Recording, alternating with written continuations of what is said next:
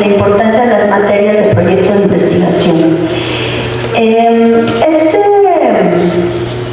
Esta actividad tiene como propósito generar formas de reflexión y formas de conocimiento y diálogo dentro de la escuela para abordar el rediseño curricular, que ahorita estamos en rediseño curricular, y también como este sentido de vincular este rediseño con el plan de estudios. Y aquí, bueno, vamos a estar el maestro Guillermo Yáñez y yo en esta mesa de trabajo. Y bueno, el maestro Guillermo va a ser el primer ponente. Y bueno, voy a leer una semblanza general de él. Guillermo Domínguez Yáñez es licenciado en Economía por la UNAM, tiene estudios de posgrado en Docencia e Investigación por la UNAM, especialidad en habilidades docentes por la Universidad La Salle, es docente en la UNAM, en la ULSA, en la UDLA, en la Panamericana, en la Marista, es autor de libros, de artículos periodísticos, de ensayos, es conferencista de encuentros nacionales de historia y educación, tiene participación en programas de radio, reconocimiento a la mejor docente en la UDLA y es miembro de consejos editoriales. Bueno, les doy la palabra. Bueno, gracias a la invitación de la doctora Miriam. Y bueno, soy docente también de aquí de la Escuela Superior de Economía. La parte de lo que voy a hacer referencia son 4 temas. Y los 4 temas tienen que ver con lo que ya informó la maestra en términos de pues, lo que es primero los logros que se han tenido aquí en las materias de proyectos de investigación. Voy a hacer una referencia muy breve. Luego voy a hablar de lo que tiene que ver con pues, la economía política es una ciencia, porque es lo que aquí también se propone en términos de la finalidad de esta actividad. Luego, el tercer punto, pues lo que tiene que ver básicamente con las finalidades de la educación superior y por qué la importancia de la investigación. Y después voy a hablar de lo que considero en relación al rediseño. Bueno, esos son los 4 temas. El primero voy a ser breve, los otros un poco más amplio. Y tiene que ver con lo siguiente. Llevo más de 2 décadas aquí como docente en la Escuela Superior de Economía, pues doy clases en la licenciatura y en el posgrado, y he estado al frente de la materia de proyectos de investigación. Desde que ingresé aquí, he estado en las materias de proyectos de investigación. Bueno, antes era otro el nombre de la materia, tenía que ver más con la titulación. Pero en el caso de las materias, cuando estuve al frente, algo que fue importante en ese entonces es que logramos ponernos de acuerdo quienes impartimos la materia en la mañana y en la tarde, y lo que logramos es varias reuniones en donde los contenidos de lo que tiene que ver con la asignatura en el 7º semestre, que es la elaboración del proyecto de investigación, o sea, los temas que deben de tener el proyecto de investigación, pues fue algo que de manera común la Academia de Proyectos de Investigación de la mañana, la Academia de Proyectos de Investigación de la tarde, logramos ponernos de acuerdo. Bueno, ese es uno de los logros, de tal manera que los alumnos tenían la posibilidad de estudiar en la mañana o estudiar en la tarde, porque los contenidos de lo que es el proyecto de investigación pues era común. Entonces ahí no teníamos la dificultad, y los alumnos pues eso es lo que hacían, se cambiaban si querían de la mañana a la tarde o viceversa, y eso se hizo. Bueno, a mí me parece que es uno de los logros principales porque implicaba un trabajo académico común. O sea, no unos hacíamos una cosa, otros otra cosa, sino que eran los mismos temas, los mismos puntos del proyecto de investigación, pues era para cada uno de los turnos. ¿Cuál es otro de los logros? De que nos seguimos reuniendo constantemente para ponernos de acuerdo en cómo trabajar, no solo en el séptimo semestre, sino en lo que tiene que ver con el octavo y después con el noveno. Entonces hicimos reuniones de manera constante.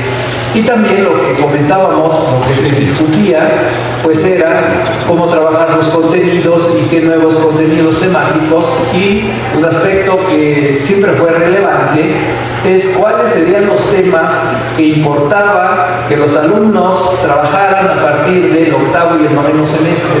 O sea, que fueran los temas que sirvieran para la escuela en términos de la formación integral, pero que también fueran temas que estuvieran relacionados con pues, lo que era en el 2011 y ya después en adelante, 2012, etcétera, hasta el presente, los temas que nos ayudaban a entender cómo funciona el orden capitalista, tanto en el caso de este país como en el extranjero. Entonces nos pusimos de acuerdo en cuáles eran los temas que interesaban. Repito, temas para la escuela, para una buena formación, y los temas que estuvieran vinculados con lo que después iba a ser la integración de los alumnos al mercado laboral, que podría ser en una institución privada, que podría ser una institución pública, que podría ser una institución social, pero además que podía ser para que varios alumnos que les interesara la docencia se integraran acá. Entonces, eso es parte de lo que hicimos, de tal manera que los temas de la mañana pues también tenían que ver con los temas de la tarde, pero que no fueran temas que no tuviesen la importancia en la formación integral de los economistas. Eso lo hicimos. ¿Qué más hicimos? Pues lo que hoy está haciendo la doctora, que estamos aquí nosotros, de que se invitaba a los, cada inicio de semestre, en ese entonces no era como después sucedió, de que cada semestre entraba una nueva generación.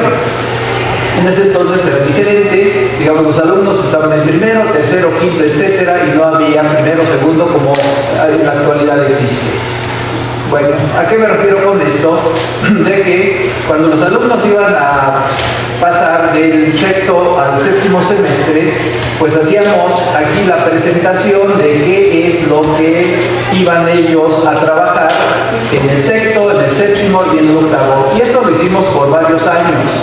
De tal manera que cuando llegaban a la materia de proyectos de investigación, voy a poner un solo ejemplo que es muy significativo de lo que ha pasado en los últimos años, que no diferenciaban, que actualmente no se diferencia lo que es el tema de la investigación con el título de la investigación.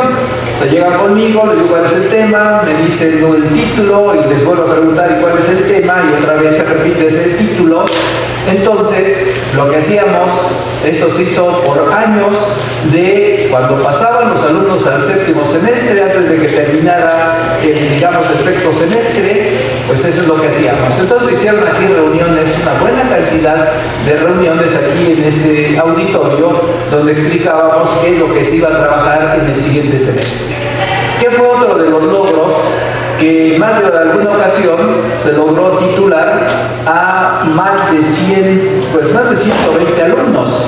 ¿Sí? Se titularon por el trabajo que hicieron en proyectos de investigación. Incluso parte de lo que en ese entonces nos poníamos de acuerdo, pues es la extensión que deberían de tener los trabajos. ¿Sí? Los trabajos, quien quería titularse por tesis, pues aquí en términos de tesis hay un departamento y pues, prácticamente no hay limitación en términos de páginas. En el caso de proyectos sí acordamos que quien se quería titular por esta modalidad, pues al menos debería de analizar, de explicarlo en 100 hojas. Bueno, de hecho eran 120 hojas, pero eso fue parte de lo que hicimos anteriormente. Y también señalo dos cosas más y voy a cambiar de tema. ¿Qué fue los logros que a mi consideración se tuvo anteriormente? El que los mejores trabajos que cada uno de los maestros teníamos, desde luego cada quien a su consideración, se presentaban para que concursaran como las mejores tesis de aquí del Politécnico, ¿no? De la escuela del Politécnico, como los mejores trabajos en ciencias sociales. En lo particular, pues a mí me tocó trabajar, bueno, asesorar un trabajo que ganó, ¿sí? Que ganó como la mejor tesis que se hizo en el Instituto Politécnico Nacional. Entonces, parte de los logros que se tuvieron, y el otro de los aspectos que se ha logrado es que, decía, los trabajos que se han presentado a concurso, nosotros los hemos estado evaluando y proponiendo al Departamento de Investigación para que no sea el departamento que elija al azar, ¿sí?, los trabajos que se presentan. Bueno, la maestra puede hablar de la tarde, yo en general he estado por la mañana, pero eso es lo que diría, lo que a mí me corresponde, y en el tiempo que estuve al frente de proyectos de investigación. Bueno, este es lo primero. Lo segundo tiene que ver con el título lo que hoy estamos aquí presentando, que es la economía política como una ciencia, ¿sí? O sea, lo que nosotros estamos aquí formando son economistas que la base, el sustento de lo que es la currícula, pues tiene que ver con la ciencia. Y la ciencia, como saben ustedes, bueno, dependiendo aquí los semestres que estén cursando, pues es, ¿sí?, la ciencia a partir fundamentalmente del siglo XIX. Entonces, el siglo XIX hay dos cosas que se dan. Uno es que la economía política se convierte en una ciencia, y es una ciencia social, y es una ciencia social práctica. Y a ver, esta es la característica, es una ciencia social práctica.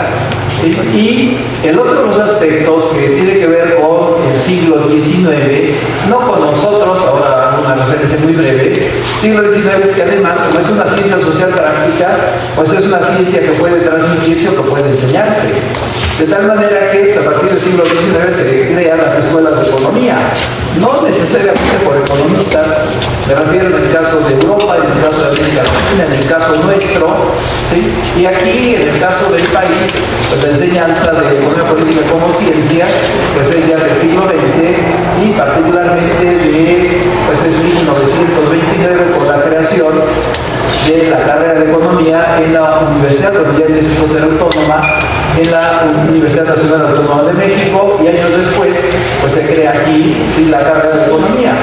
Entonces, la base de la formación profesional que tenemos es la ciencia, ¿sí?, económica, y que tiene todos sus fundamentos. No hace referencia a ellos, los tengo aquí en la ponencia, pero el punto fundamental es que pues puede demostrarse todo lo que nosotros aquí enseñamos, y que es en base a la ciencia que, decía, tiene fundamentos de la realidad económica, que es lo que nosotros tenemos que estar aquí analizando. Y tiene una metodología, o sea, tiene una metodología, y además de la metodología, que es lo que tiene la economía política como una ciencia, el que, ¿sí?, se puede transmitir y se puede comprobar y se puede demostrar. Entonces, tiene un lenguaje propio, como toda otra ciencia. Y así podemos hablar aquí de salario, podemos hablar de explotación, podemos hablar de un valor, podemos hablar de renta de la tierra.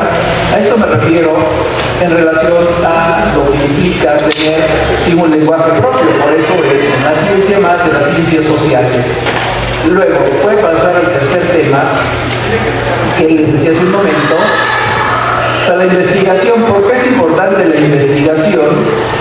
Primero porque las instituciones actuales de América Latina, bueno, en este caso de este país, pues tienen tres finalidades, ¿sí?, la educación superior. Digamos que lo que se conoce como la universidad moderna, a diferencia de lo que fue la universidad medieval, ¿sí?, pues una de las finalidades de la universidad moderna pues es la investigación, ¿sí? Entonces, en base a una sólida formación profesional, luego lo que tiene que ver con la investigación, que es la segunda finalidad, y la tercera, lo que tiene que ver con los aspectos de la cultura, pues en torno a estos tres factores o tres finalidades que tiene la educación superior, pues se tiene que hacer lo que conocemos como la estructura curricular. O sea, las materias tienen que hacer referencia a estos tres aspectos. Y el caso de la investigación, pues es básico, porque en la educación superior, pues, que tiene que crear los nuevos conocimientos, está siempre vinculado con las carreras que se están estudiando.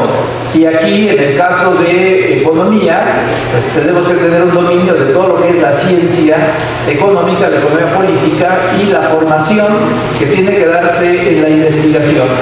Y este es parte de pues, lo que hoy tenemos en relación a lo que se está haciendo en la escuela. O sea, el plan de estudios pues ya tiene más de una década, ¿sí? El plan de estudios actual tiene más de una década, de tal manera que pues, podemos utilizar el concepto que utiliza la Núñez de que pues, es un plan ya obsoleto. O sea, en términos de la realidad de cuando se hace este plan de estudios no es la realidad de este momento. Entonces tiene que hacerse un rediseño, que es el concepto que se utiliza, para adecuar varias de las materias que se están impartiendo ahora para que tengan contenidos que ayuden a entender a los economistas de cómo funciona la sociedad en las múltiples expresiones que tiene. Y lo segundo, cuáles son las nuevas materias que se deben de tener. Aquí la doctora ha hecho una referencia que es cierta, que el departamento en el que yo participo, ella también, pero participa en el de Historia y Geopolítica, pues que no hay una materia de geopolítica. Y actualmente la geopolítica pues tiene que ver con lo que está aconteciendo en el mundo. Si quieren ustedes, lo que está pasando en Gaza o lo que está pasando en Ucrania. O sea, tiene que ver con la geopolítica y resulta que no hay una materia de geopolítica y es uno de los elementos que nos ayudan a entender cómo está funcionando actualmente la economía mundial y la disputa que hay, sí, por las zonas de influencia. Bueno, este es uno de los aspectos. Y en el caso particular, ya nos voy a terminar, de lo que tiene que ver con las materias de proyectos de investigación, pues lo que algunos consideramos que se tendría que hacer es hacer una adecuación en donde tengamos áreas de conocimiento común. Pensemos que pueden quedar como están ahora los departamentos, que esa ha sido aquí la discusión, que se quieren quitar departamentos, que ya no va a haber materias en los departamentos como están actualmente. No, o sea, lo que podemos hacer, lo que se tendría que hacer, tener áreas de conocimiento común y voy a señalar ejemplos para el caso de proyectos y para el caso de historia, que es en donde yo participo. En el caso de proyectos de investigación, hay materias que están en el departamento de historia, ¿sí? Y una de, bueno, voy a utilizar un concepto medio neutral, que es una de las irregularidades que se tiene, por ejemplo, es que en las materias de proyectos de investigación, nosotros sí nos coordinamos o nos coordina la subdirección, pero nosotros no pertenecemos a ningún departamento, y entonces ya se podrán imaginar, ¿sí? Proyectos de investigación, pues no somos los únicos, pero no tenemos nosotros adscripción a un departamento. Esto es una anormalidad que tiene que modificarse. Bueno, es un aspecto. Proyectos de investigación. En historia hay dos asignaturas que deben estar en investigación de las actuales y que están en historia. ¿Cuáles son? Pues metodología, ¿sí? Y epistemología. Entonces, lo que tenemos que ver es estas materias deben de formar parte del área de formación en la investigación de los estudiantes y también hay que ver en qué semestre corresponde. Yo lo que creo es que metodología y epistemología no tienen que enseñarse en el semestre que están actualmente porque, pues, imagínense, llegan los alumnos, primer semestre, segundo semestre, los primeros semestres, y les empiezan a dar una explicación de la epistemología y después metodología y hay una ruptura de prácticamente años cuando nuevamente llegan al séptimo semestre y entonces lo que se enseñó en abstracto, y me refiero a que si no hay una aplicación práctica que tiene que ver con la economía política, pues después, ¿sí? Pues poco nos va a servir para crear los fundamentos de lo que se va a trabajar en proyectos de investigación. Entonces, cosas como estas se tienen que hacer. Lo mismo de las materias de historia. Hay temas fundamentales que tienen que ver con cómo funciona actualmente el mundo. Pongo un ejemplo, lo que es la geografía económica. Si uno pregunta, bueno, no es tanto el desconocimiento que hay en este país como en Estados Unidos, pero cuando uno pregunta del sureste, cuáles son los estados que conforman el sureste y qué se produce en el sureste, pues parece que estamos preguntando de algo que no existe en la República Mexicana. Entonces, cosas como estas, ¿sí?, de los temas que tienen que ver con la geografía económica, con el derecho económico, con la geopolítica. En el caso de América Latina se ha convertido en uno de los centros analíticos de Europa y de Asia, ¿sí?, como una de las regiones donde están dando los cambios más importantes, y resulta que no tenemos ninguna materia que analice lo que tiene que ver con América Latina. Entonces, cosas como estas son las que tenemos que modificar. Está esta oportunidad de lo que tiene que ver con el rediseño, y que debería ser una actividad colegiada, una actividad de docentes y de estudiantes. Esto es parte de lo que se estaría haciendo, de las posibilidades que tenemos para mejorar la formación profesional y que todo vaya en provecho de ustedes como futuros profesionistas de la economía del país. Hasta aquí. Y agradezco la invitación nuevamente de la doctora.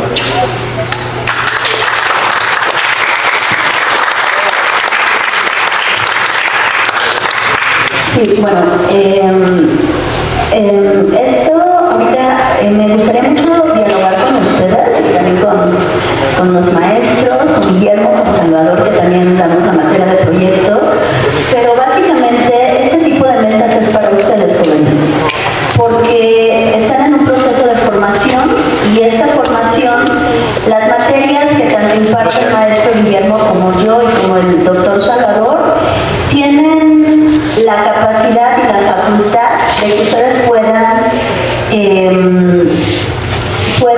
titularse con las materias de proyecto de investigación. Y algo sumatorio a esto, tienen la potencialidad de que sus materias de proyecto de investigación, o en los 3 semestres que van a cursar, séptimo, octavo y noveno, puedan hacer una investigación con las características que ya les dijo el maestro Guillermo, que va a ser una especie, entre comillas, bueno, una investigación, una especie de tesina, que tenga bien estructurado un planteamiento del problema, sus objetivos, su hipótesis de trabajo, y que puedan ir desarrollando, y que ese proyecto de investigación se pueda, eso es ya decisión de ustedes, desde una forma libre, para que puedan transformarla en una tesis. Y la tesis obviamente les conlleva a mejores horizontes de académicos, de formación, bueno, tener el proyecto de investigación, pero si quieren y deciden entrar a hacer un posgrado. Yo solamente en la licenciatura tuve una sola materia de investigación, y a mí me hubiera encantado tener 3 semestres donde ustedes van a desarrollar su proyecto de investigación. Nosotros como profesores, cuando nos sentamos como academia a dialogar, lo que más nos interesa es que ustedes tengan estas materias y salgan a buen puerto, ¿no? Por todo lo que les acabo de decir. Sin embargo, sí, como academia y como personas y como país y como todo, necesitamos generar diálogos circulares que de alguna forma, tanto los profesores de la mañana como los profesores de la tarde, tengamos ligas dialógicas para poder mejorar este tipo de materias. Ya Guillermo dijo algunos de los alcances y también algunas de las limitaciones.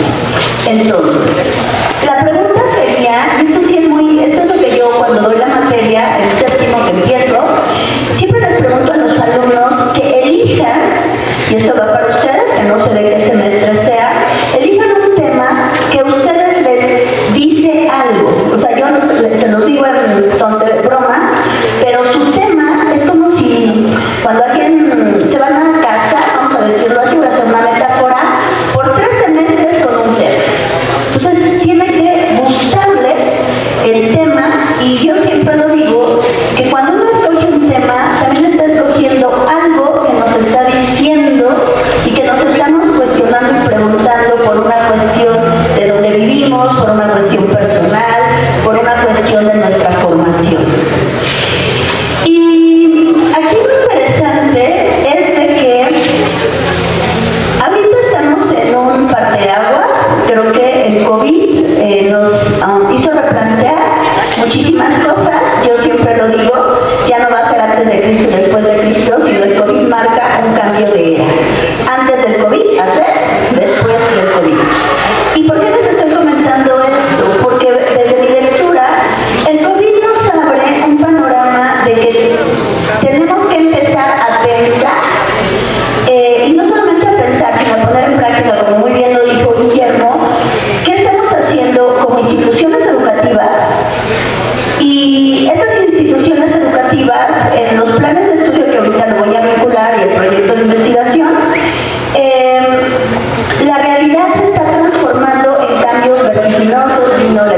educación a distancia, vino el trabajo a distancia, tienen los problemas de la nanotecnología, la sexta revolución industrial, ¿no? O sea, el mundo está cambiando y entonces, lo estábamos comentando Guillermo y yo antes de empezar la mesa, que los contenidos académicos o lo que ustedes están estudiando, estamos en una cuestión de desfase.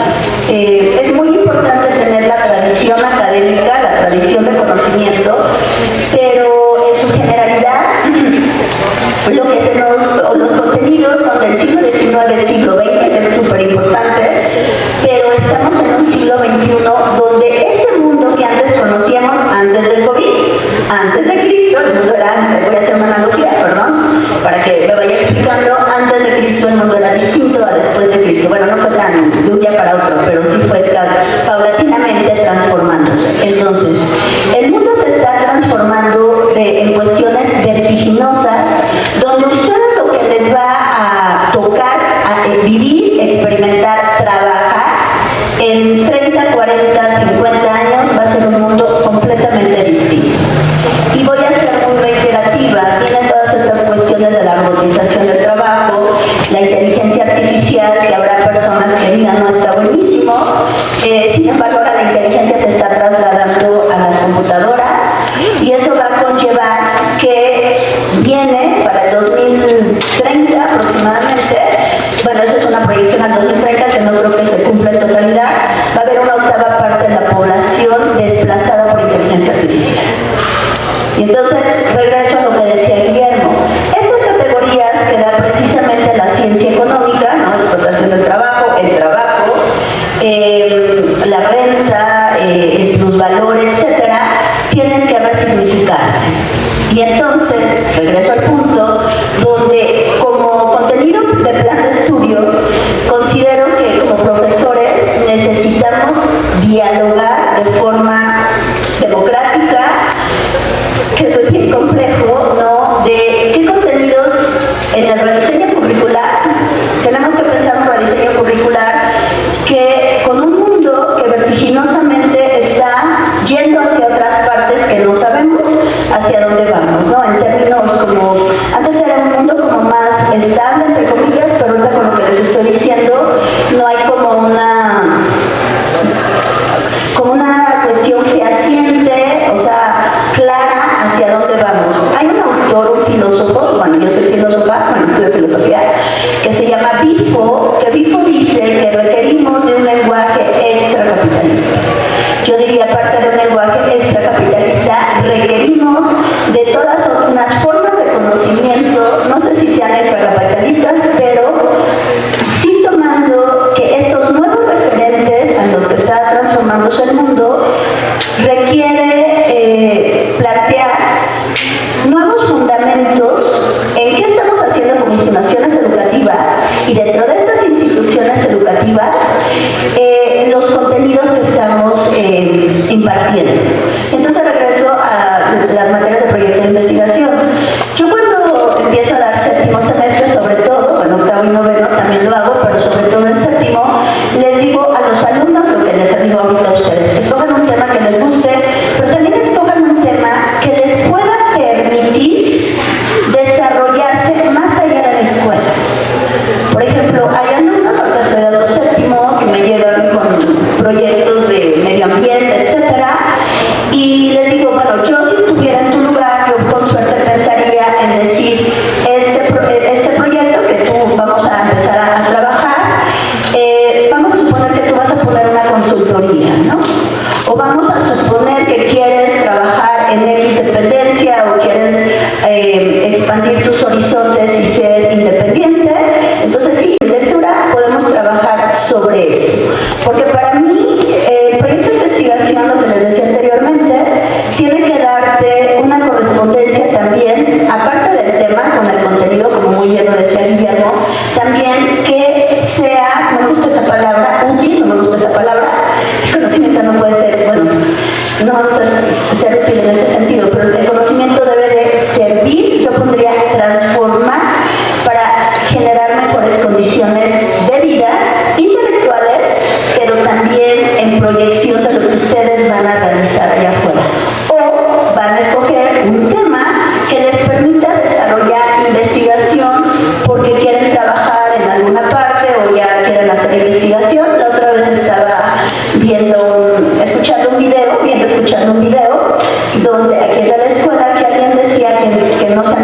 investigadores porque ya no hay plazas para investigadores, dije, eso está muy mal. Nosotros siempre va a haber relevos generacionales, ¿no? Entonces, sí se requiere mucho la investigación, sí se requiere mucho proponer. Bueno, la cuestión de proponer, eso ya se va a niveles como superiores, a un nivel de posgrado, doctorado, entre comillas, pero a nivel de licenciatura considero que el proyecto de investigación, vuelvo, tiene que servir a ustedes a algo para poder desarrollar su parte imaginativa, su parte de investigación, su parte de análisis, pero que también tenga más que un eco, que tenga resonancia expansiva cuando salgan y se inserten en la vida económica laboral. Ahora bien, yo algo que me topo, y esto sí lo digo, que creo que es algo que tenemos que hablar como profesores, y lo he dicho en academias, cuando ustedes llegan a proyectos de investigación, llegan con todo un camino de las materias, que cuando ustedes llegan a proyectos de investigación, voy a hacer una metáfora, ustedes llegan y volcan toda su formación académica a lo largo de algunos semestres. Entonces, cuando yo algo que me topo, es que esto es una sugerencia, tienen que empezar a pensar desde dónde problematizar las cuestiones.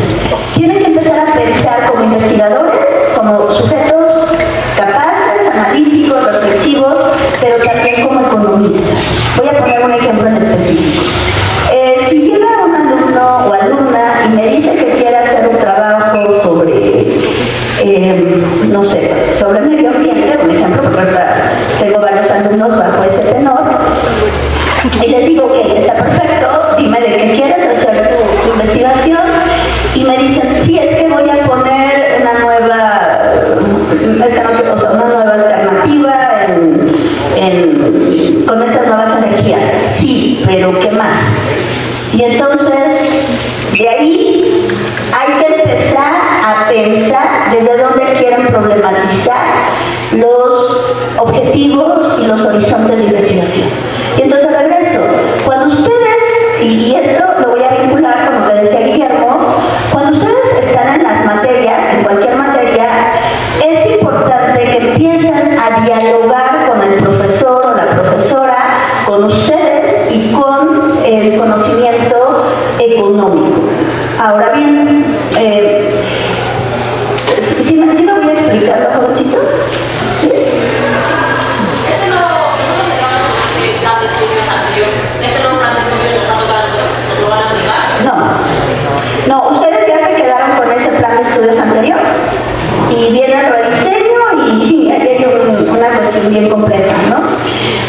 Pero voy a decir una cosa, en todo cambio, en toda transición, tiene sus cosas positivas y sus cosas negativas, ¿no?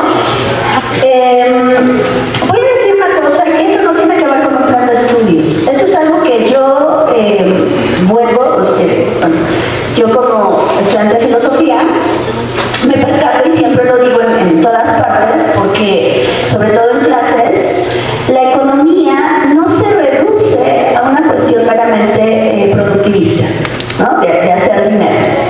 La economía, y esto va más allá de los planes de estudio que se quieran imponer, la escuela en su nivel de estructura tiene 4 departamentos. Historia y geopolítica, que pertenece a Guillermo,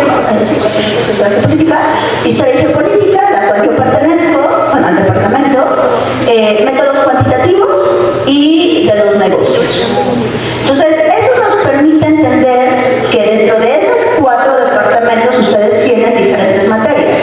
Y dentro de esas diferentes materias, esa es la riqueza de conocimiento y de investigación que tiene la economía.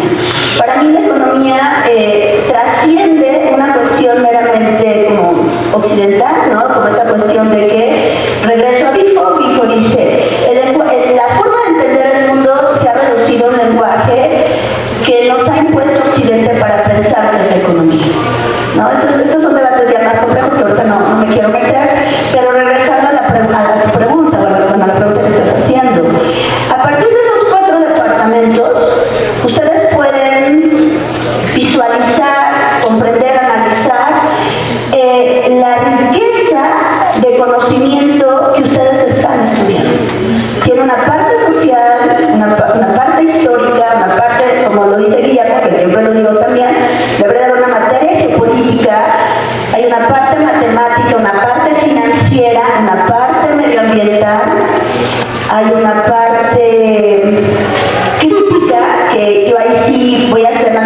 estoy ya hoy cerrando mi intervención.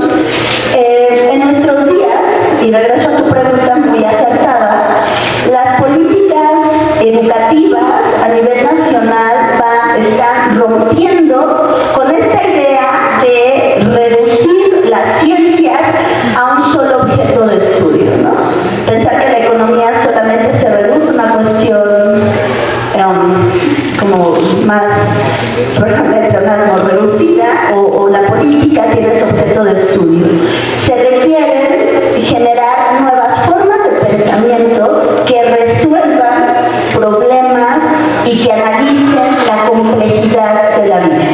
Esto es fundamental. Hay un autor que se llama Gadamer, que es un filósofo que falleció hace ya unos años, y Gadamer decía, analogaba el conocimiento de la ciencia al cuerpo. Entonces siempre pongo el mismo ejemplo, porque es así como muy acertado, muy agudo, que si yo tengo gastritis y voy con el gastroenterólogo me da, tal vez, no sé, algo para la gastritis, pero me está quitando el síntoma, más no la causa. Entonces empieza a pensar, ¿no?, que con suerte la causa tiene que ver con una cuestión psicológica.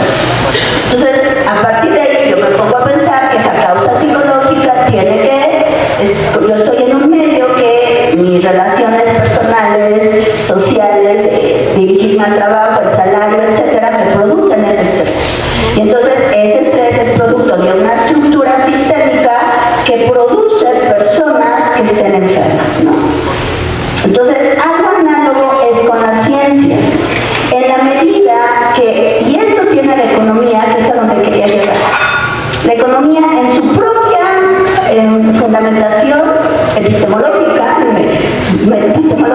y de fundamentos, tiene esa capacidad de abordar y de conjuntar la complejidad de la realidad. Este es el punto de la investigación. Nosotros nos preguntamos algo sobre la realidad. Y esta realidad en la cotidianamente vivimos tiene que ver con una forma de situarnos en el mundo, y a partir de desde dónde nos situamos dentro del mundo son las interrogantes que nos cuestionamos. ¿Qué está pasando con el transporte? ¿Qué está pasando con la economía primaria?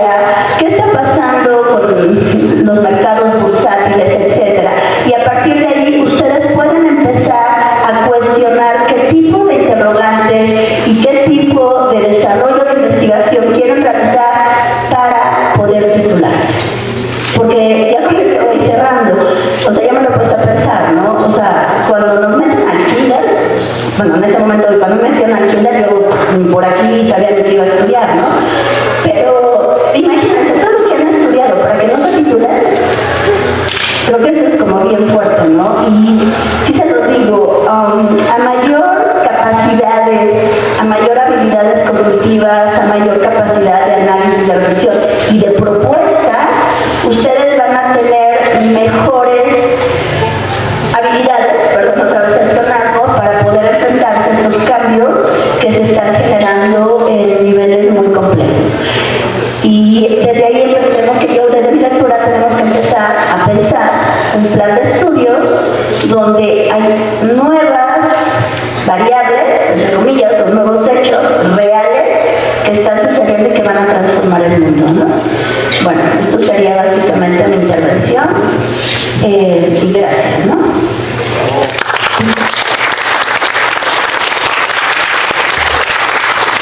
No sé si alguien quiere hacer.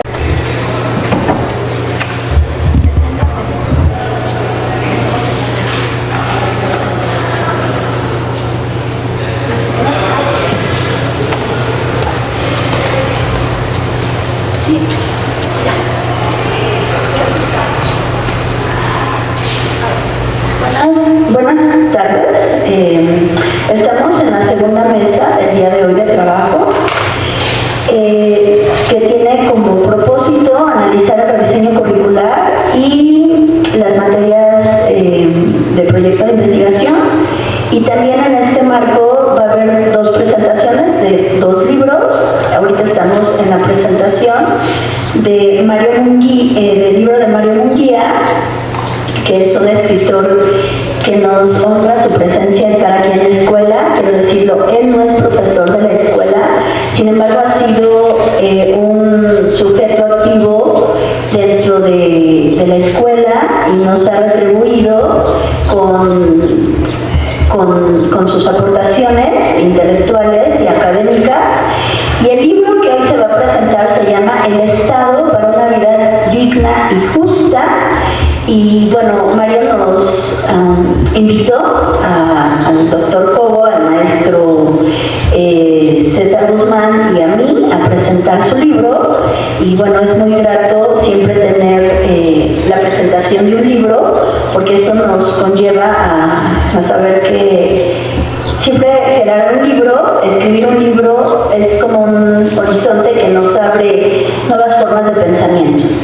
Vamos a empezar con el primer presentador, que es el doctor Salvador Cobo. Él es profesor de carrera del Departamento de Economía Financiera y de los Negocios de la Escuela Superior de Economía del Instituto Politécnico Nacional. Es especialista en temas de migración y movilidad internacional de personas y de procesos de movilidad social e integración socioeconómica de las personas migrantes en los contextos de recepción.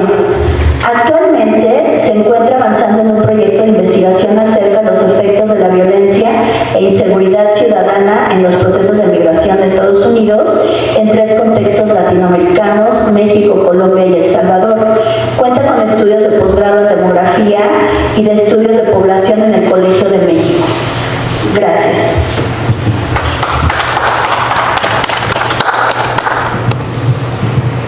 Bueno, pues muchas gracias. Buenos días. Primero quisiera agradecer a la doctora Miriam Piedras por esta iniciativa que ella permanentemente impulsa, ¿no?, al interior de la escuela, este tipo de eventos tan necesarios para, pues justo, ¿no?, darle sentido académico a todo nuestro trabajo que realizamos aquí en el instituto. Y en ese sentido, este es el quinto coloquio en el que participo, el cual agradezco mucho otra vez a la doctora Miriam. Por supuesto, también agradecer al maestro Mario Mungía, que no amablemente, justo hace un año aproximadamente, creo, me hizo la invitación, ¿no?, de presentar este libro. Y de verdad que ha sido un gusto, ¿no?, leer un texto muy diferente a los que normalmente leo, ¿no? Quiero agradecer, digamos, me refrescó mucho. Estoy ahora avanzando en un proyecto de investigación, pues estoy haciendo lecturas muy rápidas sobre temas que tengo que atender, y de pronto encontrarme con este texto de verdad que me refrescó mucho, sobre todo porque me hizo pensar en que podemos generar un mundo mejor. Al final me quedo justo con esta idea, y ahora platicando de manera informal con el profesor Mario, pues me decía, es que en el libro están los qués, ¿no?, que hay que hacer. Y por aquí nos compartió otros de los 2 textos que también me parece que hacen complemento, y donde nos dice, ahí están los cómo, ¿no? Los cómo de cómo podemos llegar a un mundo mejor. Por supuesto que el camino no es fácil, me parece que son muchos retos lo que el doctor Mario nos plantea, ¿no?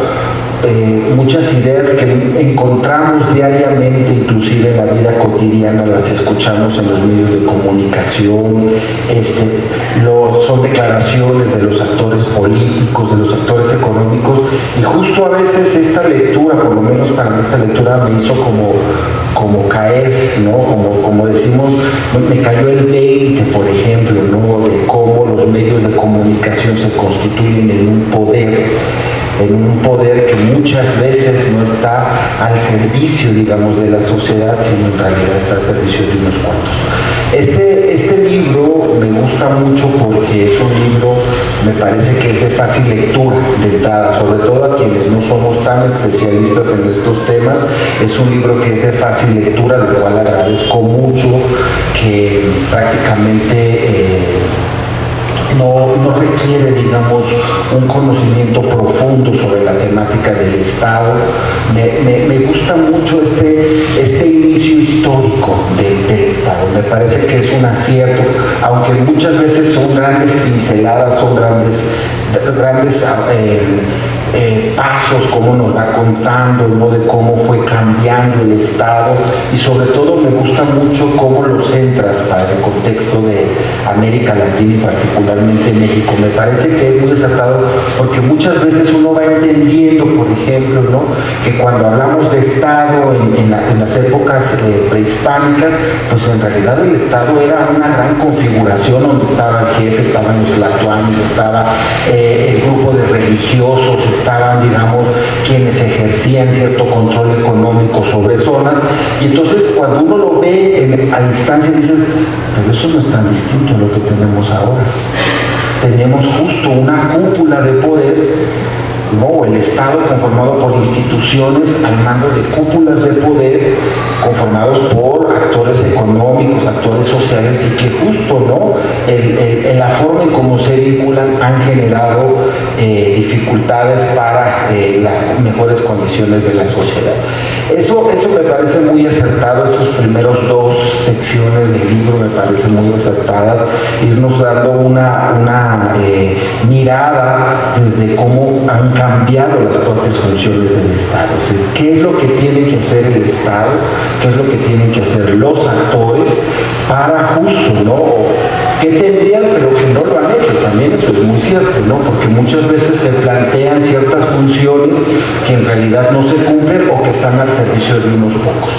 Me gusta mucho esta idea de pensar que el Estado está conformado por un conjunto de clases, ¿no?, que disputan el poder, digamos. Hay una disputa del poder en donde no necesariamente todos tendríamos que estar, pero no lo estamos, ¿no?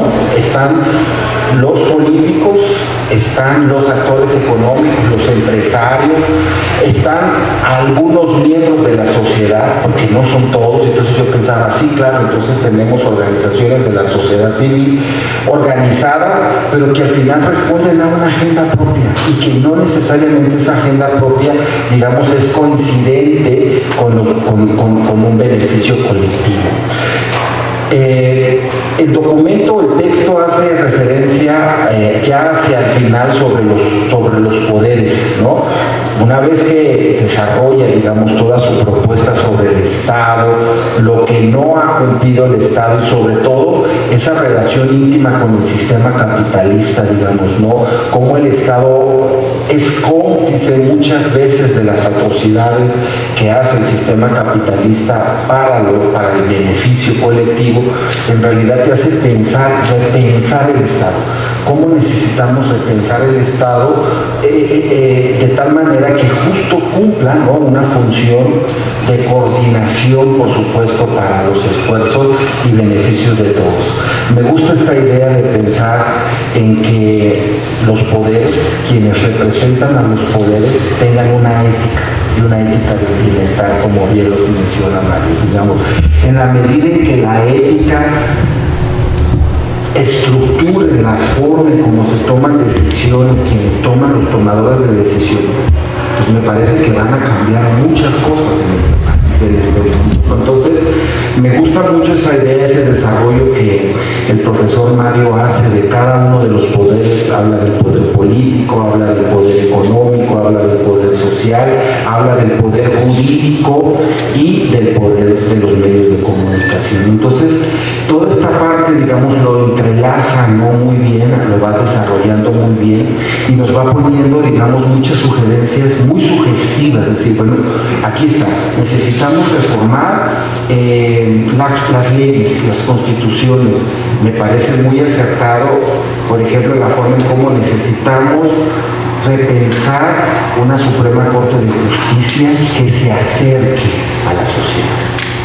A mí me quedó mucho más claro, ¿no?, decir, bueno, cómo estos representantes de uno de los poderes importantes no piensan en el momento de dictaminar leyes en el beneficio colectivo, sino en el beneficio de ellos o de quienes representan. Entonces me parece muy acertada la forma en cómo Mario, de manera muy sugerente, va poniendo los alfileres, digamos, en las partes medulares, en los nervios, pues, que de alguna manera han propiciado que México sea un país muy desigual, y en este sentido, como desde, entiendo, esta administración federal se ha buscado revertir. No se ha logrado, me parece, pero que de alguna manera ahí están los elementos.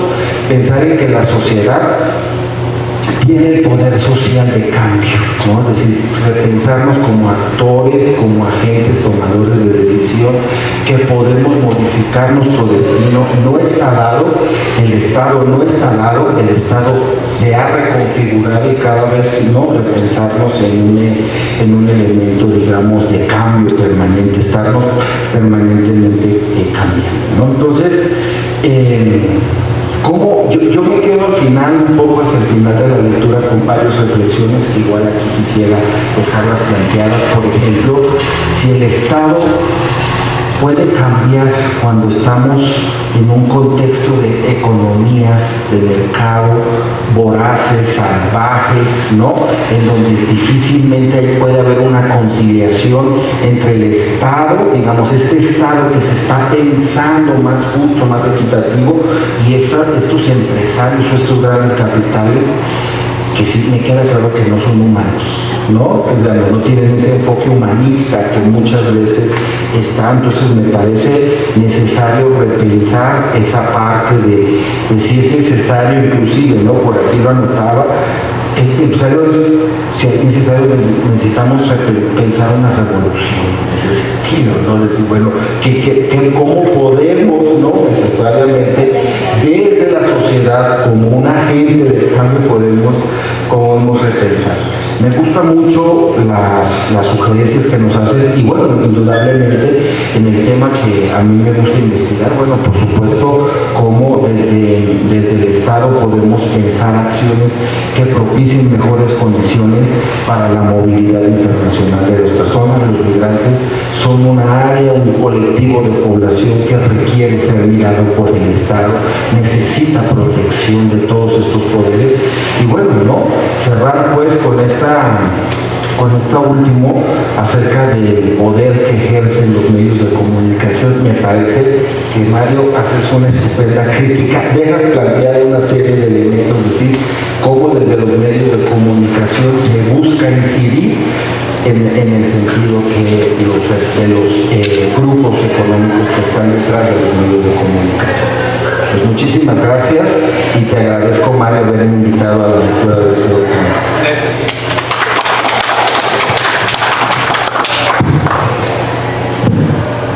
Sí, bueno, ahorita sigue el maestro César Guzmán Chávez, quien va a ser el segundo lector de el libro de Mario Munguía. Y bueno, César es economista por el IPN, maestro en finanzas por la UNAM, profesor de asignatura de diplomados en proyectos de inversión por la UNAM, ha sido conferencista en varios foros políticos y académicos, ha laborado en el sector productivo en áreas de producción, en diferentes giros secundarios y terciarios. Gracias. Gracias, buenas tardes. Pues primero muy agradecido por la invitación que nos hace la maestra Miriam, y por otro lado, pues que me dio la oportunidad de poder leer el libro del Estado para una vida digna y justa. Y para no repetir muchos de los conceptos que dijo aquí el doctor Cobo, pues a mí también me gustó la parte del manejo histórico, la parte del prestado, cómo va vislumbrando todo lo que es la nueva agrupación que tenían originalmente, la arquitectura que formó parte de la conformación de las preciudades, por decirlo así, cómo las actividades económicas primarias fueron empezando un parteaguas para una organización, pues vamos a decirlo, social, y pues los indicios de un pregobierno, vamos a llamarlo así, un gobierno, Posteriormente pasa así, dando grandes saltos interesantes como los va ligando en la parte del Estado colonial moderado, ¿no? En donde se da fundamentalmente vamos a decirlo así, la interposición de un Estado más fuerte con un Estado no tan desarrollado, ¿no? No se considera un Estado, pero bueno, un Estado de alguna otra forma, en donde uno es el conquistador y otro es el conquistado. Entonces, eso es importante porque aquí se están viendo de alguna otra forma las relaciones de poder que se dieron de alguna otra forma. Y esto tiene un impacto no solamente en el aspecto económico, político, social, que hasta cultural, ¿no? Entonces, de alguna otra forma, los derechos que se empezaron a generar, ¿sí?, fundamentalmente fueron en función del pago de tributo, ¿no? Que bueno, que hasta la fecha pues todo lo que estamos pagando un tributo desde un punto de vista más pues legalizado, ¿no? A través de los impuestos. Posteriormente hace toda una descripción desde un punto de vista histórico, pasando a la parte de lo que es un Estado contemporáneo, que es el que actualmente estamos pues arrastrando, digamos, una parte importante. Y él maneja 3 momentos así a grandes rasgos con los puntos muy en específicos, que es el concepto de la independencia que se dio en nuestro país, la restauración de la República y la revolución. Y esos fueron, digamos, los elementos básicos para la conformación del Estado mexicano, con todo lo que conocemos ahora, ¿no? Y sobre todo en la generación de el establecimiento de los poderes, ¿no? Que actualmente pues es como nos conforma un Estado, ¿no? Inclusive hay definiciones por ahí que hablan del territorio, la nación como tal, el gobierno y la propia población. Entonces, estos factores tienen características importantes, individuales, y de alguna otra forma le empezó a dar forma al Estado mexicano como tal, ¿no? Entonces, conforme empezó a evolucionar, pues bueno, aquí el libro nos hace ver que, bueno, pues primero fue para la sociedad, para el pueblo, pero posteriormente se empezaron a introducir una serie de modelos, ¿no? En donde pues, ya nos había comentado el maestro, que son una cuestión netamente de carácter privatizado, ¿no? El modelo neoliberal que todo vino a destruir al país, vino de alguna otra forma pues vamos a decir, a tener confrontaciones con visiones totalmente diferentes, ¿no? Posteriormente, dando saltos así cuánticos, vinieron las reformas estructurales, ¿no? Y por lo tanto también vinieron de la mano las modificaciones en la Constitución. Entonces, de alguna otra forma, se plantean, digamos, las partes negativas de todo esto y cómo ha afectado a toda la sociedad en general, ¿no? Sobre todo en aspectos de endeudamiento, enriquecimiento sin límites, el proceso de contaminación, que eso es muy viable, ¿no? Que hoy en día no solamente es explotar, ¿no? Sino los procesos de contaminación, y que nadie se quiere ser responsable, ¿no? Y mucho menos los empresarios, ¿no? Son los que menos les interesa, ¿no? Han contaminado y hoy ya se están quejando, ¿no? De alguna otra forma. Pero no, ellos si no le echan siempre la culpa a la población, de alguna otra forma, ¿no? Entonces, la propuesta creo que es importante porque, bueno, tiene que ver con aspectos de carácter económico, de aspectos culturales, políticos, inclusive en el largo del texto se toca el papel de las religiones, o el papel que ha jugado la religión en este país, y que fundamentalmente nunca ha sido para el beneficio de las sociedades, ¿no? Entonces, se hace un llamado sobre todo al uso de la política económica que tiene que ver precisamente por los intereses del país, y que bueno, que pues lamentablemente este tipo de política, ese tipo de legislaciones solamente han beneficiado a la clase política, a los empresarios, y que bueno, en nuestro país lo hemos visto muy continuamente, ¿no? Entonces, el papel que tiene el gran capital, sobre todo para la generación de desigualdad y pobreza, que aquí en la escuela inclusive hasta se dan materias de pobreza, pues hay algunos que opinamos que sí se puede bajar el nivel de pobreza. Sin embargo, bueno, pues tiene que haber una especie de voluntad política, ¿no? La parte del Estado creo yo que es una situación muy compleja, porque no solamente tiene que ver con los poderes económico, político, social, sino cómo se está integrando todo esto en un gran contexto, ¿no? Sobre todo la problemática de carácter social que esto genera, ¿no? Hay muchas problemáticas que el propio Estado no ha tenido la capacidad de resolver, sobre todo las grandes migraciones, los desplazamientos, las desapariciones, o sea, toda la parafernalia que se genera en una sociedad en diversos contextos, que la propia violencia no solamente económica sino política se está generando en nuestro país. Entonces, cabe decir que el sistema político y el sistema económico pues siempre van muy alargados en cuanto a posicionamientos del entendimiento del Estado. El Estado es poco entendido porque, bueno, pues no hay una apropiación por parte de él, y los que se quieren apropiar fundamentalmente de este elemento llamado Estado, pues por lo menos son la clase política, ¿no?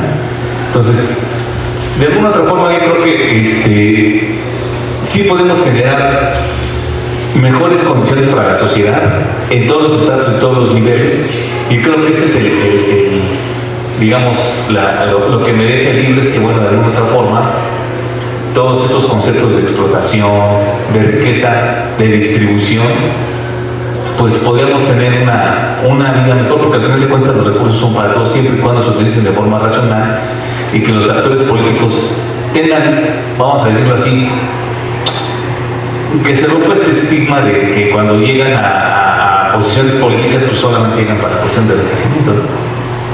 Y para ello también pues, los medios masivos de comunicación juegan un papel fundamental. Entonces yo creo que el libro, pues aparte de que nos da una esperanza para poder entender el mundo en el que vivimos, pues también como que a mí en lo personal como que me dio coraje en algunos puntos, porque digo, bueno, pues hay muchas cuestiones muy negativas en el sentido del mundo en el que estamos viviendo, y que, bueno, de alguna otra forma el autor se preocupa por hacerlo visible en un lenguaje sencillo, y bueno, dar una solución a todo esto, ¿no? Pero esto se hace en función, en la participación de todos los actores, ¿no?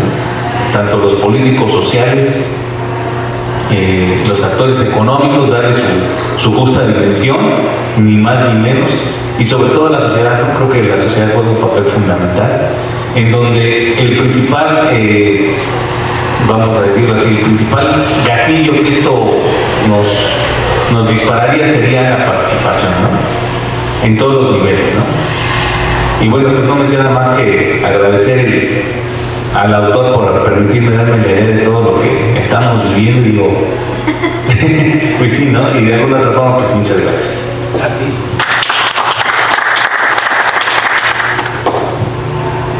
Sí, bueno, ahora yo me toca la participación. Quiero agradecer a Mario, que me invitó a presentarlo, a César y a Salvador, que son compañeros y amigos de trabajo, entonces es muy grato estar aquí como en una cofradía, ¿no? Dialogando, y eso está muy, muy interesante. Bueno, yo no quiero, creo que lo que me gusta mucho del texto de Mario es de que, si se dan cuenta, cada quien hizo una lectura distinta, ¿no? Antes de que empezáramos el evento, te decía Mario que es un libro que da que pensar, y creo que es un texto que te da que pensar, y esto lo estoy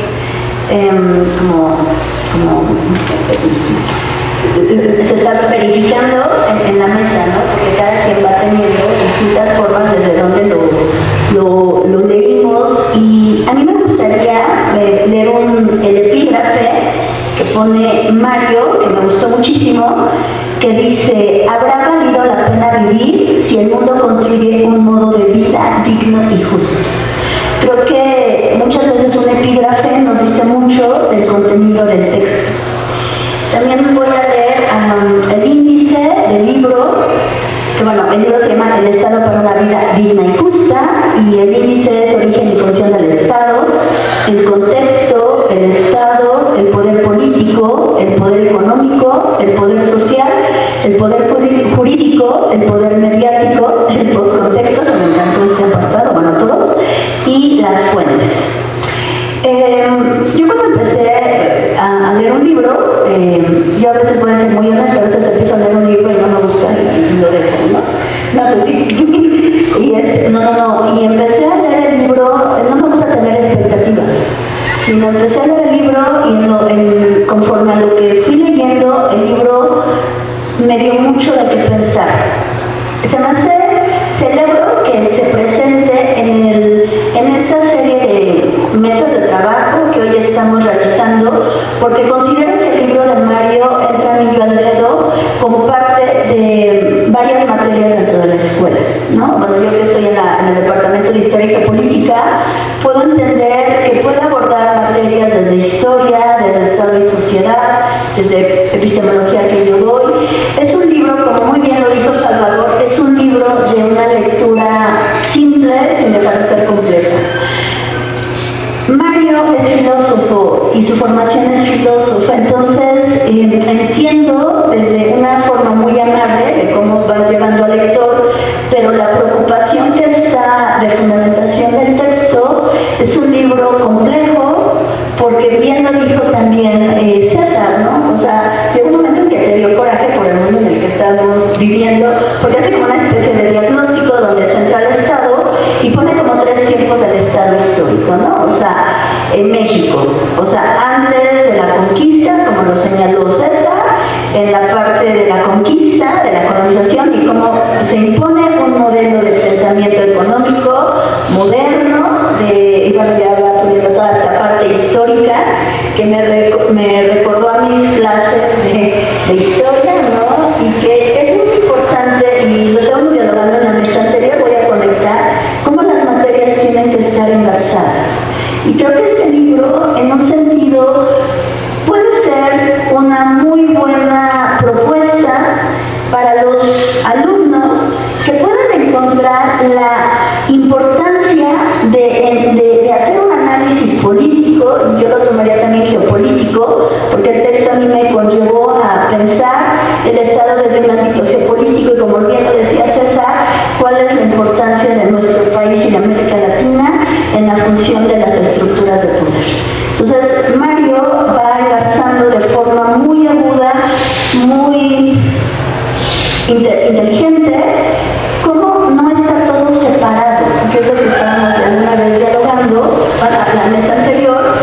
Y a mí me gusta mucho porque ellos ya dijeron como esta parte de este mundo, hicieron una disección excelente, pero a mí me gustó mucho, como también lo dijo Salvador, y también lo dijo César, y ya vamos a dejarle la palabra a Mario, es de que él busca un estado para la vida.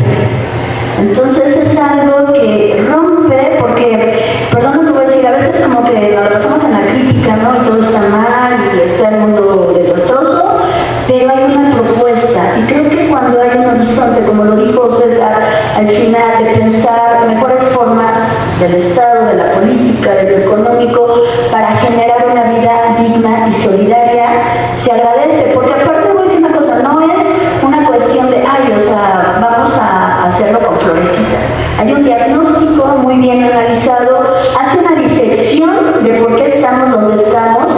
Creo que uno de los temas, y que lo están poniendo en la mesa de discusión, tanto César como Salvador, sí, está el diagnóstico, queremos una vida digna, hay esta cuestión como, sí, hay que buscar esta vida digna, que tú lo dices, hay que permitir socializar el conocimiento, que esto es fundamental, pero también cambiar como este chip de decir, no va a ser una economía para el capitalista o para el poder, sino una economía donde todos seamos sujetos de transformación, que lo decía Salvador, ¿no? En su participación, es como si nosotros estuviéramos fuera de la participación. Esto es muy interesante porque nos incluye como sujetos activos en, que decías, algo, hacer una revolución, y le decía Mario, sí, en el Lenin está buenísimo, ¿no? El auditorio de Lenin es así como un espacio no solamente simbólico, ¿no? Sino de esta cuestión, pero yo apostaría por esto ya sería tema de otro debate, una revolución de conciencia, ¿no? Y creo que el conocimiento es lo que nos permite generar una revolución. En la medida que empezamos, y esto es como una apuesta que da Mario, a empezar a pensar el mundo de formas distintas. Y esto yo lo agradezco mucho, porque a veces parece que estamos insertos en el mismo discurso. Entonces ya tenemos como las categorías muy bien definidas y podemos decir si hay explotación y si hay enriquecimiento, etc. Pero no hay otro horizonte de proyección donde centras a la vida. Y eso para mí se me hace que una vida no desde un ámbito biológico, sino desde una vida digna, ¿no? O sea, y eso es, considero que cuando empezamos a dignificar la inteligencia, empezamos a dignificar que somos sujetos que merecemos tener una vida digna, cambia nuestra capacidad de empezar a pensar el mundo, ¿no?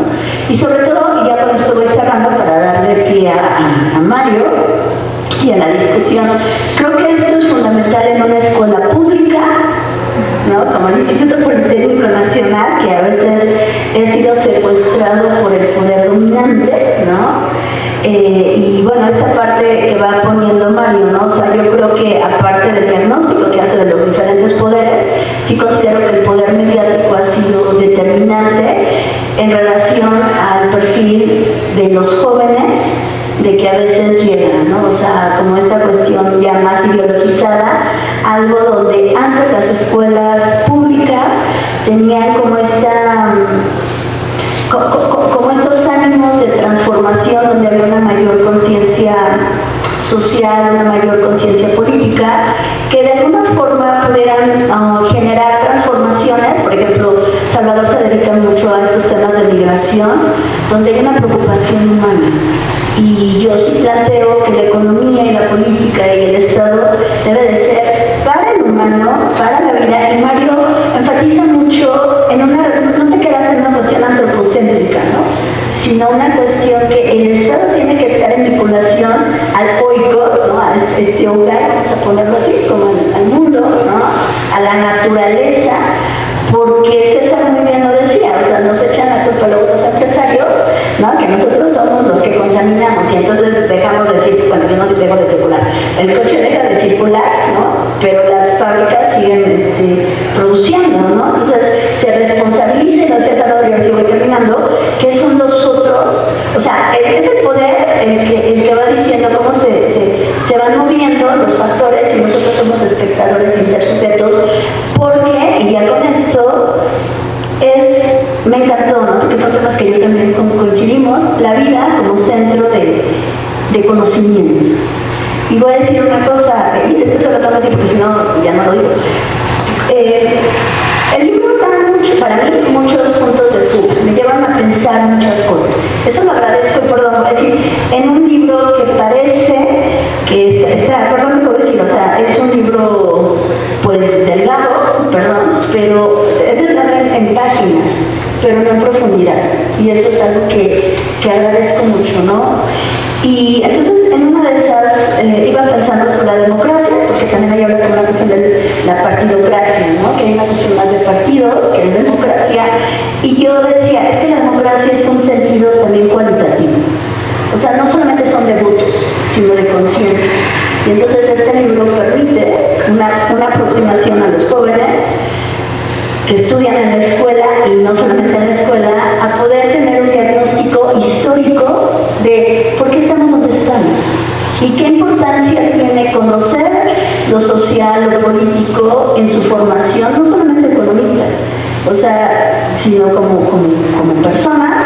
Pero en la economía, en la escuela de economía, creo que es un libro muy pertinente que yo se los voy a, no me gusta dejar a los alumnos algo a fuerzas, pero se los voy a sugerir, y voy a sugerir que el libro se ponga en biblioteca, porque sí creo que es algo fundamental. Entonces agradezco muchísimo, y más que estamos en familia académica. Gracias.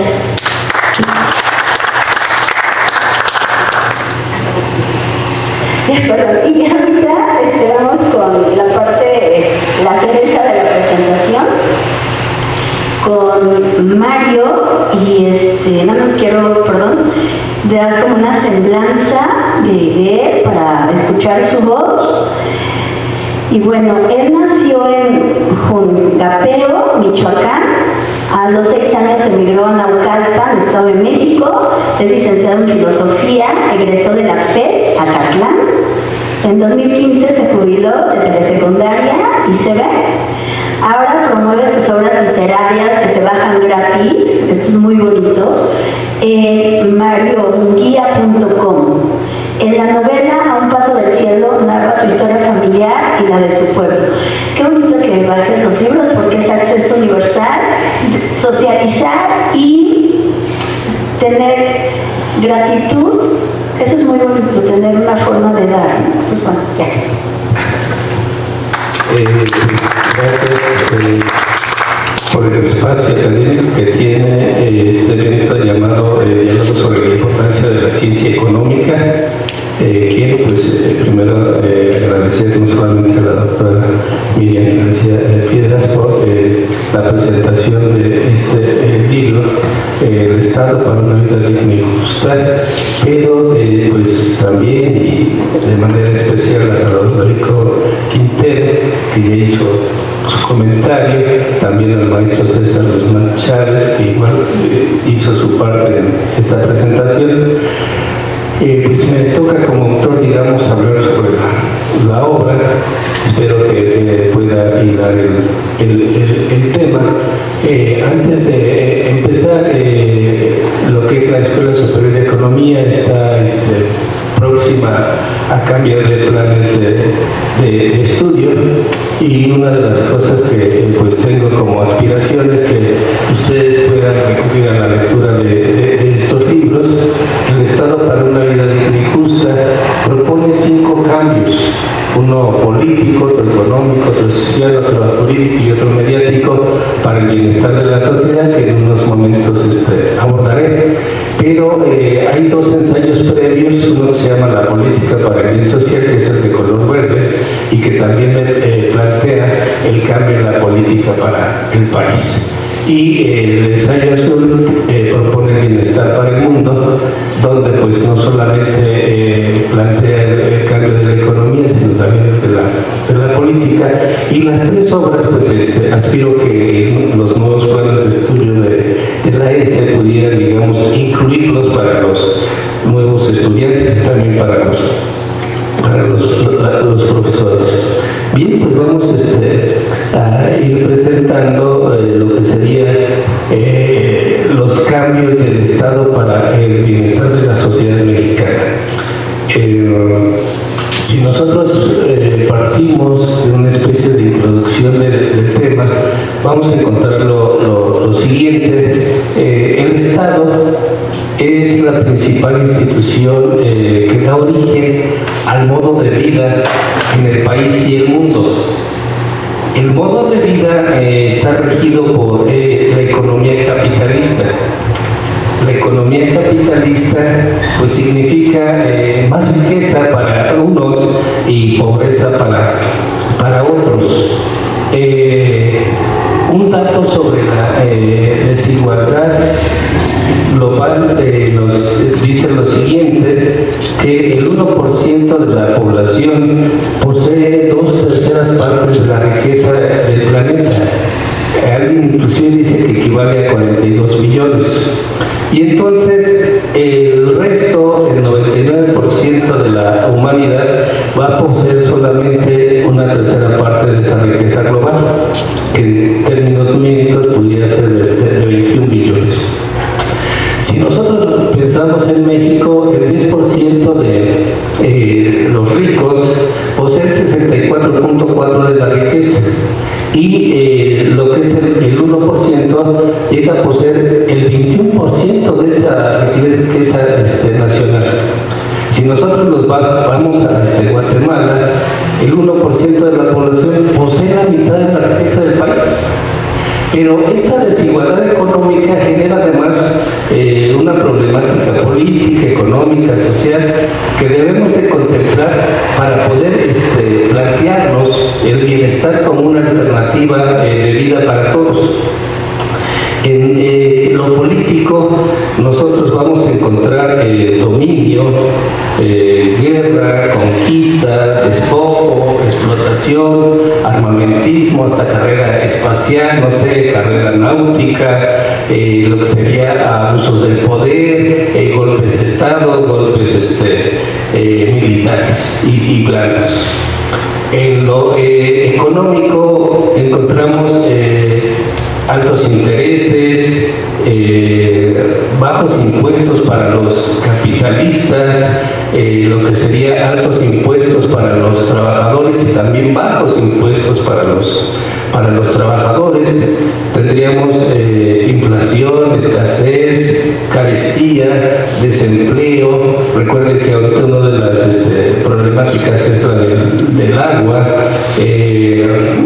y la contaminación que ya fue citada aquí en esta mesa y su consecuencia, que sería no solamente el cambio climático, sino esa devastación, por ejemplo, la de Acapulco recientemente.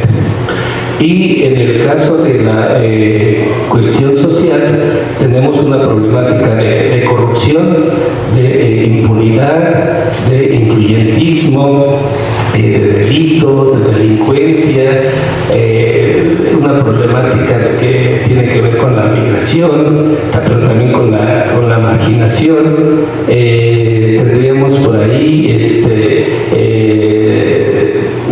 en el caso de la falta de derecho, la falta de una ética y una moral para el bienestar social. Entonces, todo este conjunto de problemas es necesario resolverla junto con la desigualdad, y entonces en este ensayo se plantea el bienestar como una alternativa pacífica para la solución de esta problemática que nos deja el capitalismo, pero también para poder encontrar una vida digna y humana para todos. Entonces, pasaríamos ya al primer cambio, que sería el político. La política va a mantener la desigualdad y también la problemática política, económica y social del país, un poco parecida a lo que mencionábamos. La política se propone que proteja a la sociedad para el bienestar de los ciudadanos y habitantes. El gobierno democrático ejerce un poder jurídico que reproduce esa desigualdad y conserva los intereses políticos y económicos de empresarios y capitalistas de manera histórica, cultural y social.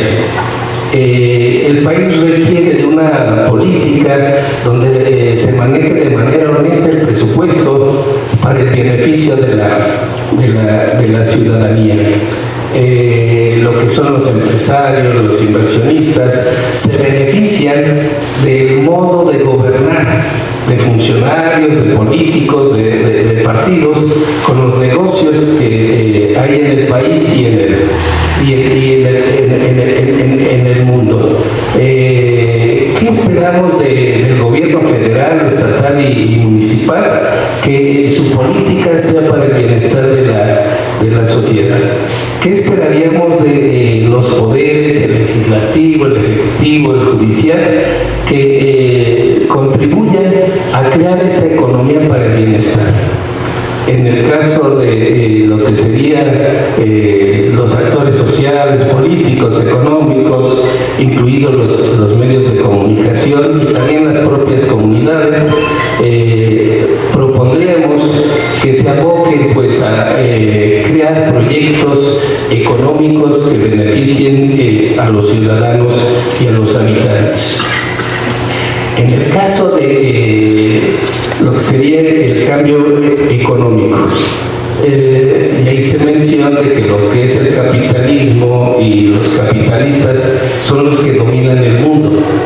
Tenemos entonces ahí un mercado, y el mercado, digamos, lo abarca todo, es decir, la pesca, la industria, el campo, la ganadería, la tecnología, las finanzas, la ciencia, la cultura, el derecho y hasta la ética,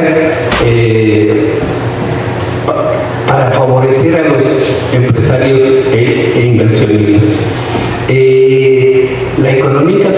además pues explota también todo. Estamos hablando de la naturaleza, estamos hablando de los bienes naturales de cada país, del trabajo, del capital, del modo de apropiación de los medios productivos, la producción, la distribución, el consumo, pero también la riqueza y el erario a favor de los capitalistas. Pero este modo de desarrollar la economía, este modelo económico de más riqueza, más pobreza, pues no permite vivir. Es ahí donde entonces hay que actuar ante esta desigualdad que también va a generar corrupción, violencia, impunidad, ingobernabilidad, injusticias, carencias para muchos, de manera tal que hay que encontrarle una solución como mencionaba. De manera tal que la economía no puede seguir solamente, digamos, favoreciendo a los empresarios e inversionistas con lo que sería capital, con lo que sería ganancia, interés, lucro y hasta impuestos, sino que el cambio económico debe de ser hacia una economía para el bienestar, donde los trabajadores y sus familias logren obtener los recursos en salario, en prestaciones, en contribuciones, para poder satisfacer sus necesidades básicas y cumplir sus derechos sociales. El bienestar va a ser precisamente esto, reitero, sería poder satisfacer las necesidades básicas y también poder cumplir los derechos sociales. ¿Qué pasa, digamos, con la economía de los trabajadores? Pues el sueldo de la familia no alcanza para vivir. ¿Qué pasa con las percepciones económicas de la familia, de los empresarios inversionistas? Ganan tanto que inclusive derrochándolo durante toda su vida se lo acaban. Y pues habría que irle buscando una solución económica como la que mencionaba. De tal manera que en el caso del bienestar, el bienestar permitiría ir satisfaciendo, no sé, el empleo, el salario, la vivienda, la educación, la salud, la recreación.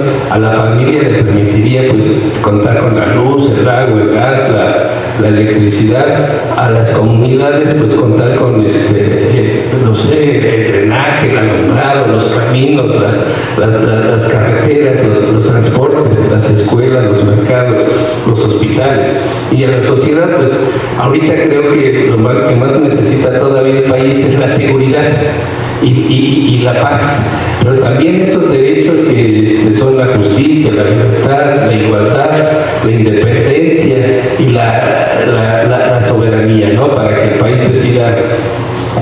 país decida su destino.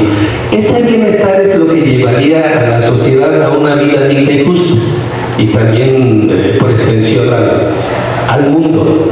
De hecho, en el caso de Salvador Cobo, al inicio de su comentario, nos planteaba de que si esta economía capitalista pudiera cambiar, en el caso de César Guzmán mencionaba que pues, la propuesta es una vida digna y justa, esto lo reitera Miriam García, y si el mundo encuentra el bienestar, si este país encuentra el bienestar, pues nos estaremos aproximando a ese cambio económico que les mencionaba. Obviamente aquí pensando que tenemos con el gobierno actual un gobierno democrático, honesto y que está actuando para el bienestar, solamente había que aclarar, es un bienestar en programas sociales, es un programa en alimentación, es un programa en salario, inclusive por ahí recientemente la ONU lo puso como uno de los países que ha ido mejorando en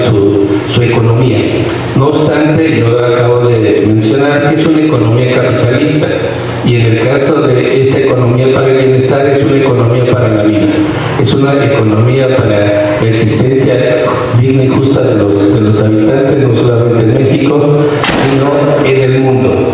Y bueno, paso yo a lo que sería el cambio social.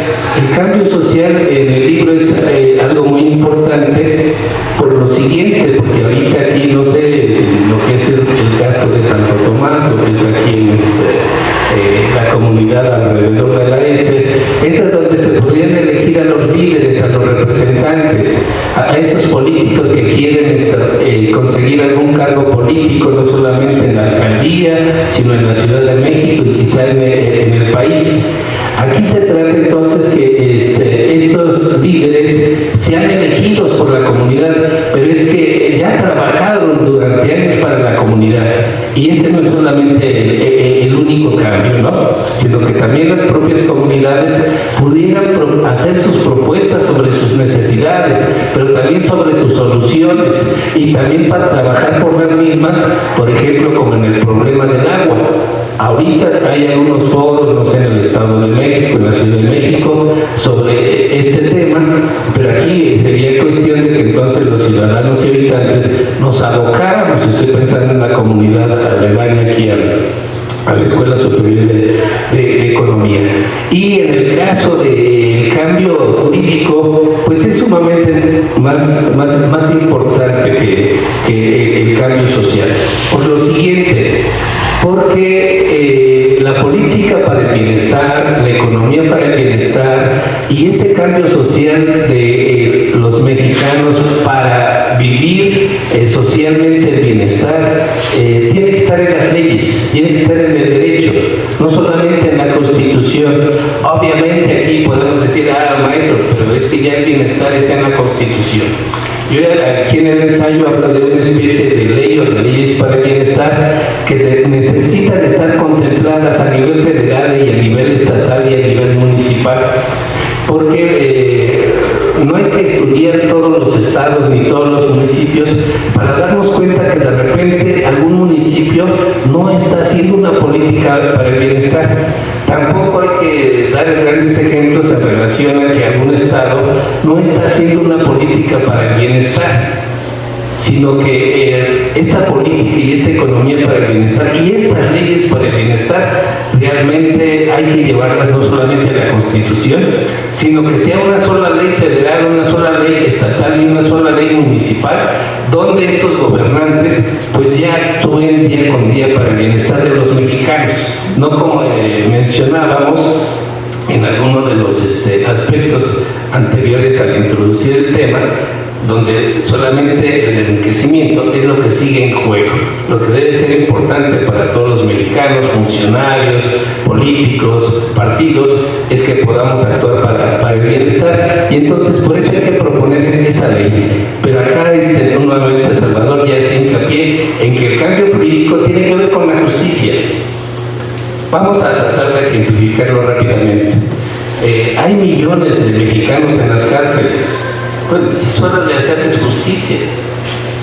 Sigue siendo muy claro y conocido por todos que solamente lo que son los presidios, los ministerios, estos encargados de la justicia, están ahí enriqueciéndose. Entonces, que ya cumplan su papel de hacerle justicia a los mexicanos. Y ahí es donde estaría el cambio jurídico. Sería sorprendente, no estamos hablando de la pugna por el poder, sino que los mexicanos pudieran tener ese derecho a la justicia que lleva siglos y que no hemos logrado. Y ya para tratar de cerrar, pasaríamos al tema del cambio mediático, donde pues tendremos lo siguiente: los medios de comunicación realmente ya tienen la responsabilidad, ya tienen algo así como la obligación jurídica, si hablamos la ley general de la comunicación, de informar con la verdad, de informar de manera fidedigna cómo están ocurriendo los hechos en el mundo, cómo están ocurriendo las noticias en México, no tergiversarlas, no cambiarlas, no mentir. Simplemente informar con la verdad estaría beneficiando al mundo y estaría beneficiando a los mexicanos. Y aquí nos debe de sorprender lo siguiente, que inclusive a lo largo del gobierno actual los medios de comunicación hicieron siguieron haciendo su mismo papel de mentir, de engañar a la sociedad mexicana, y no sé si al mundo. Pero en este caso solamente el cambio mediático implica que ya nos informen con la verdad. Nada más informándonos con la verdad, ya habría un bienestar para nuestra sociedad y ya habría un bienestar para el mundo. Y ¿por qué no informan, digamos, con la verdad? Porque inclusive, no sé, por ejemplo, las redes sociales llegan a ganar hasta 14.4, lo que sería millones de pesos, solamente por alguna noticia mal difundida. Y en el caso del conjunto de medios, también lo hacen por un interés económico, que beneficia a los capitalistas y que perjudica la economía nacional y que no nos beneficia a todos. Y bueno, ya únicamente para cerrar, en el ensayo también se habla de lo que sería una ecología para el bienestar, que obviamente es un tema conocido que podemos manejar, pero que nos está faltando, digamos, abocarnos día con día en todo el país y también en el mundo a buscar las soluciones para encontrar una vida de bienestar, dado que no solo la contaminación, sino también los estragos del cambio climático están por lo menos poniendo en riesgo la vida de la humanidad. Muchísimas gracias.